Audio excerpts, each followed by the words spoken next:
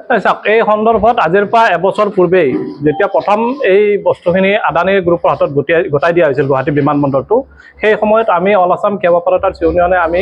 তেওঁলোকক স্মাৰকপত্ৰ দিছিলোঁ আৰু আমি ফিজিকেলি এয়াৰপৰ্ট অথৰিটিৰ লগত আমি আলোচনাত মিলিত হৈছিলোঁ। আৰু তেওঁলোকে সেই সময়ত আমাক এটি ব্যৱস্থা কৰাই দিছিলে যে আমাৰ প্ৰায় সংগঠনত থকা যিসকল সতীৰ্থ বন্ধু আছে তেওঁলোকে আমাৰ সংগঠনৰ ষ্টিকাৰ লগো যিসমূহ ব্যৱহাৰ কৰে সেই গাড়ীখিনিক তেওঁলোকে 2 ঘণ্টাৰ বাবে টোল টেক্সটো নলওঁ বুলি প্ৰতিশ্ৰুতি দিছিলে খালী গাড়ীৰ ক্ষেত্ৰত। আৰু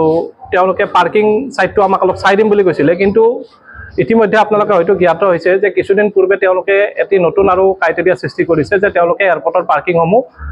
বহিৰাগত কোম্পানী যিসমূহ আছে উবেৰৰ নিচিনা প্ৰতিষ্ঠান তেওঁলোকক দিয়াৰ ব্যৱস্থা কৰিছে আৰু বাকী চালকসকলৰ বাবে কোনো ধৰণৰ পাৰ্কিং স্পেচ এৰি দিয়া নাই। গতিকে এই ক্ষেত্ৰতো তেওঁলোকক মই আলোচনা কৰিছোঁ আৰু অতি শীঘ্ৰে আমি 2 এদিনতে এয়াৰপৰ্ট অথৰিটিৰ লগত পুনৰ আমি আলোচনাত মিলিত হয় এই বিষয়বস্তুটোৰ লগত কি ধৰণে মোকাবিলা কৰি চালকসকলক সুবিধা কৰি দিব পৰা যায় সেই বিষয়ে আমি লক্ষ্য ৰাখিম। চাওক প্ৰথম কথা হৈছে যে আমি হৈছোঁ এটা মটৰ শ্ৰমিক সংগঠনৰ সৰু সংগঠন বুলি ক'ব লাগিব। বৰ্তমান সময়ত অসম চৰকাৰে যি ধৰণে কিছুমান ব্যৱস্থা লৈছে হাতত, এই ব্যৱস্থাখিনি আচলতে সৰ্বসাধাৰণ চালকৰ তাতে বা সৰ্বসাধাৰণ ৰাইজৰ তাতে মাধমাৰ পৰিছে। গতিকে এই বিষয়ত আমি যদিও বিভিন্ন সময়ত আমি স্মাৰকপত্ৰ দিওঁ বা প্ৰতিবাদ কৰোঁ, তথাপিও কিন্তু মই ভাবোঁ যে টোল গেট সন্দৰ্ভত সমগ্ৰ অসমবাসীয়ে